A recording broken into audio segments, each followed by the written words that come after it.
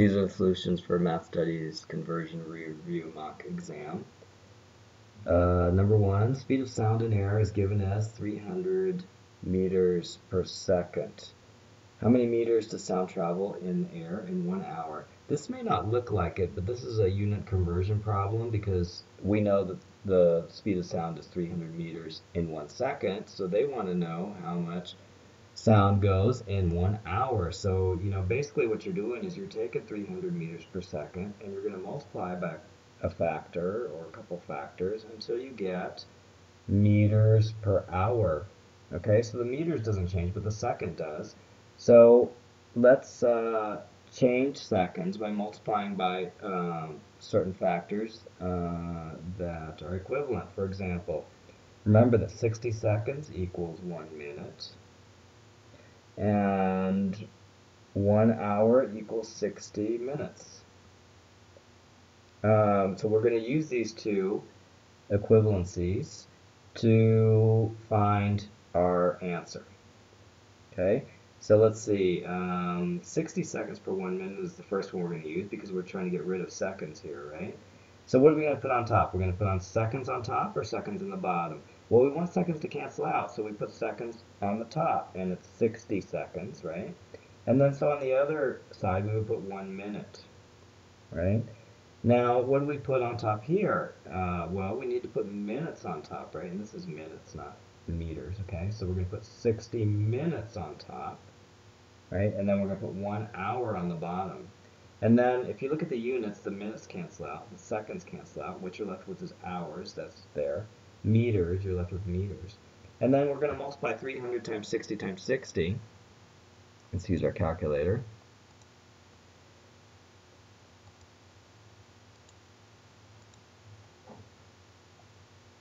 $300 times 60 times 60, which equals 1080000.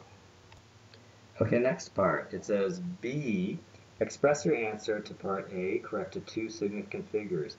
Well, let's see, two significant figures would be the first figure, which is 1, and then the second figure, which currently is 0.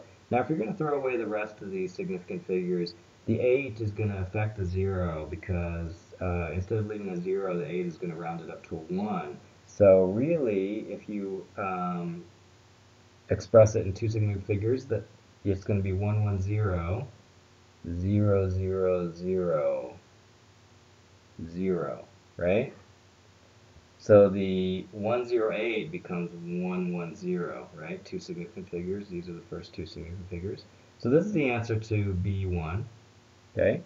And then B2, you're going to express it in scientific notation. So first you're going to put 1.1, because that's the first two significant figures. That's all there is, right? Oh, and actually we're doing the answer to part A. In part 2, we're actually going to do 1.08 times 10 to the something, right? And we can actually do that on our calculator. We could put it in scientific notation mode, okay? And then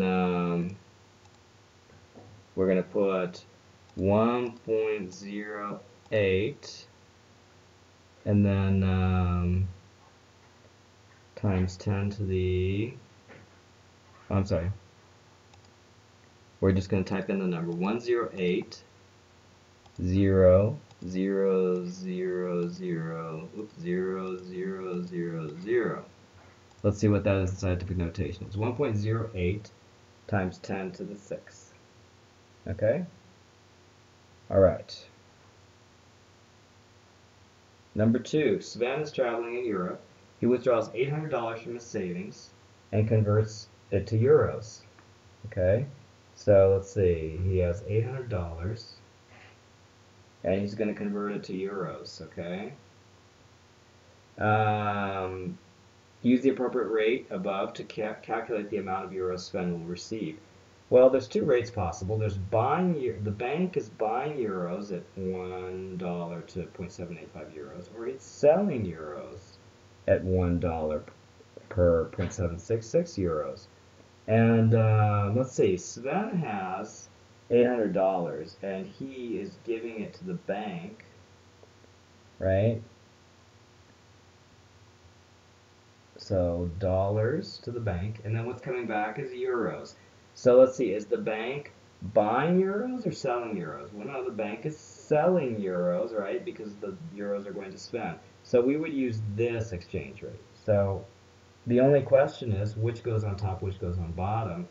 Does 0.766 euros go on top or does a dollar go on top? Well, a dollar should go on the bottom, right? Because we need to cancel out the dollars. And then 0.766 euros will be on the top. And so we would just need to do that multiplication there. So it would be 800 times 0.766. And that gives us, oops, it's still in scientific notation mode, so let's get it out of scientific notation mode. Just do it that way. And then we just enter that. See what we get. 612.8.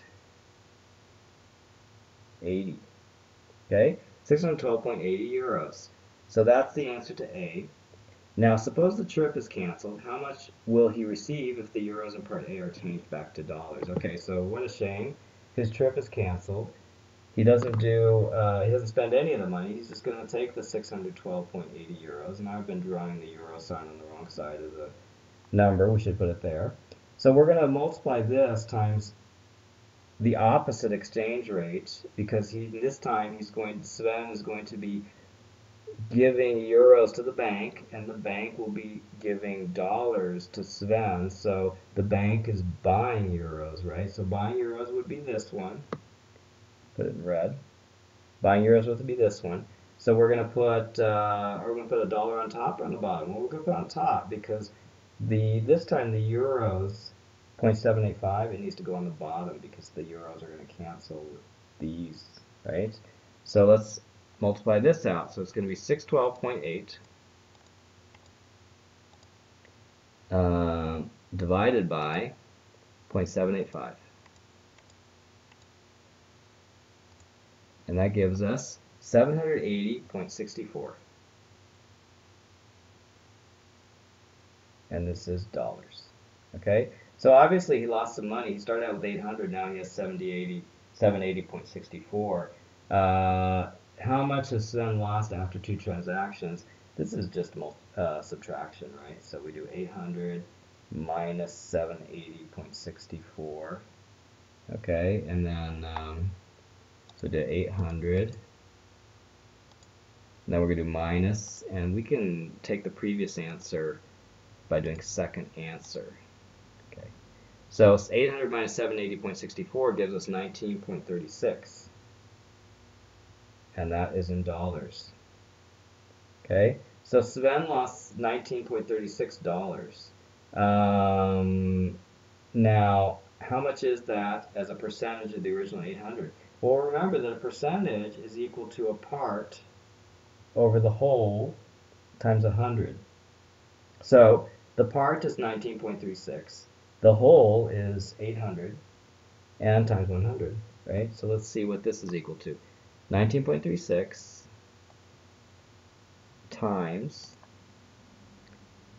100 divided by 800. I just got the previous answer out by doing second answer. The answer is 2.42%.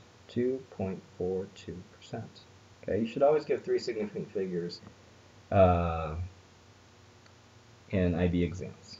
Okay, so now we'll go to the last problem. I think we have just enough time maybe to do this. Maybe not. Let's do the last problem in a separate video.